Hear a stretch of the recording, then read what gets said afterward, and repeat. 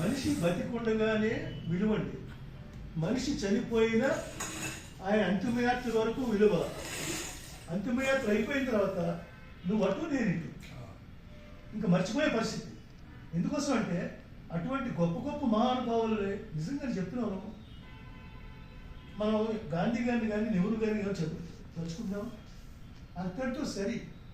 ఇంకొక వారం రోజులు పోతే నటేశ్వర శర్మ గారి గురించి మనం మాట్లాడుకునే పరిస్థితి ఉంటుంది. క్వశ్చనే అదేసి కాదు. ఎందుకోసం మనల్ని మరిపించేస్తారు, భగవంతుడు మనల్ని మరిపింపు చేసేస్తారు. అంచేత ఏంటన్నమాట, ఎవరికైనా అంతే, ఎవరికైనా అంతే. ఇప్పుడు నటేశ్వర శర్మ గారు మరి ఈ పాటికి నిజామాబాద్లో ఉన్న సాహితీ సంస్థలన్నీ కలిపి పెద్ద ఎత్తులో జరగాల్సిన పరిస్థితి. పర్వాలేదు, వచ్చిన వాళ్ళే గొప్పవాడు.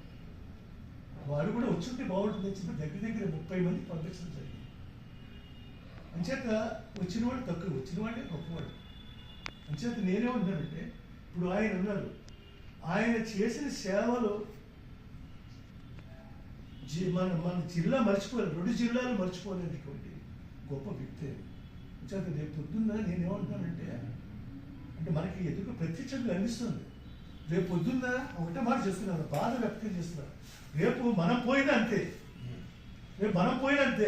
ఒక ఏదో సంతాప సభ పెట్టేస్తాడు, పేపర్లో ఫోటో వచ్చేస్తుంది, ఏదో ఒక 4 ముక్కలు రాసేస్తాడు, క్లోజ్. ఇంకా మనిషి గురించి ఇంకా తలుచుకునే పరిస్థితి ఉండదు. అంచేత నేనేమంటున్నానంటే, మనందరూ ఇక్కడ సమావేశం అయ్యారు కాబట్టి అది ఆవేదన నేను వ్యక్తం చేస్తున్నాను. ఆయన్ని మనం మర్చిపోకుండా ఎలా మనం ఇప్పుడు సంవత్సరానికి ఒకసారైనా మనం ఆయన స్మారక సభ అంటే ఏదో ఒక కార్యక్రమం పెట్టి ఆయన పేరు మీద ఏదైనా సాహితీ ప్రముఖులకి ఏదైనా మనం సన్మానం చేసి కానీ ఇంకోటి కానీ అలాంటి కార్యక్రమాలు చేస్తే చాలా. నేను ఎందుకోసం అంటే చెప్తాను, ఒక చిన్న ఉదాహరణ చెప్తాను. ఎం నారాయణ రెడ్డి గారు ఎంపీగా చేశాడు. ఆయన సన్మానం చేసినప్పుడు చనిపోయే ముందు పెద్ద సన్మానం చేశారు, కానీ అదే రోజున చేద్దామని అనుకున్నా చచ్చిపోయాడు. ఆయనది అసలు యాక్చువల్గా నేను మళ్ళీ సంతాప సభ పెట్టినప్పుడు నేను ఒక ప్రపోజల్ పెట్టేస్తాను. అది రెడ్లందరూ తెలుసుకుంటే అది అయిపోయే పరిస్థితి. నేనేమంటున్నానంటే, అంటే ఒక్కొక్క చూస్తూ ఉంటే అది మనకు ఆదర్శంగా కనిపిస్తుంది. నేను ఏమనుకున్నానంటే ఉమెన్స్ కాలేజీ నిజామాబాద్ రావడానికి ముఖ్య కారకుడు అంటే ఇప్పుడు ఈయన గురించి మాట్లాడే అది వస్తున్నా అనిపిస్తుంది. నేను దృష్టాంతం చెప్తున్నాను. నేను మా మీటింగ్లో మాట్లాడడం జరిగింది. నేను అధ్యక్షుడు వహించిన అయితే గెస్ట్గా వచ్చి మాట్లాడాను. ఉమెన్స్ కాలేజ్ ఎదురుకుండా ఆయన ఫోటో ఆయన చూస్తున్నట్టు, ఉమెన్స్ కాలేజ్ చూస్తున్నట్టు రోడ్డు పక్కనే ఒక స్టాచ్యూ పెట్టాలని నేను ప్రపోజల్ పెట్టాను. అది రెడ్లందరూ తెలుసుకుంటే కష్టమే తెలుసు, కానీ ఎక్కడో ఆయన పల్లెటూరులో పుట్టిన చోట మాత్రం ఎక్కడో పెట్టేది తెలుసు. సో అటువంటి మేరు శిఖరాలు మరి మన వెళ్ళిపోయిన వాళ్ళని గుర్తు చేసుకోకపోతే ఇప్పుడు ఆయన సేవలు మర్చిపోతుంది. ఈయన సాహిత్య సేవలు మర్చిపోతుంది. అంచేత నేనేమన్నానంటే ఊరికే నేను తోచింది నేను చెప్తున్నాను.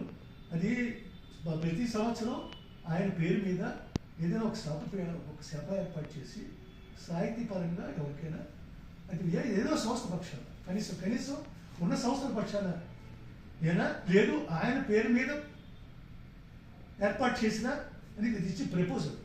అంటే దీని ప్రకారం ఎందుకోసం అంటే ఇప్పుడు ఆయనతో అనుబంధం లేని వాళ్ళు ఎవరు లేరు. కాసుల వారికి కానీ మీకు రాములు గారు వీరికి కానీ. ఎందుకోసం అంటే నేను ఇప్పుడు మనసారి అభినందిస్తున్నాను. ఎందుకోసం అంటే ఆయన అంతిమయాత్రకి ప్రత్యేక నిజామాబాద్ నుంచి ఈయన అశోక్ శర్మ గారు, మరి చెన్నైలో గంట్యాల ప్రసాద్ వెళ్ళారు. కానీ కొన్ని కారణాల వల్ల మాకు వెళ్ళలేకపోయాం. అది మనసులో ఉన్నా కూడా వెళ్ళలేని పరిస్థితుల్లో, అంటే మాకు ఆడిట్ సీజన్ దీంట్లో లేదు. దాంట్లో అయితే కనీసం 12 రోజులైనా వెళ్ళాలని పరిస్థితి దగ్గర ప్రపోజల్ పెట్టారు. అంటే నేనే ఉన్నాను, మనిషిని మర్చిపోకుండా ఉండేలాగా ఏదో తూతూ మంత్రంగా ఏదో ఫోటోలు వేసేసి అయిపోయింది అలా మళ్ళీ పైకి అయిపోయిన తర్వాత మన కాలగర్భంలో కలిసిపోయినట్టు లెక్క. అలా కాకుండా ఆయన పేరు మీద ఏదైనా ఒక ఏదో పెడితే ఏదైనా ఒక స్మారక అవార్డు లాంటి దాన్ని పెడితే బాగుంటుందని నా ఉద్దేశం. తర్వాత ఆయన గురించి నేను విషయాలు మాట్లాడతాను.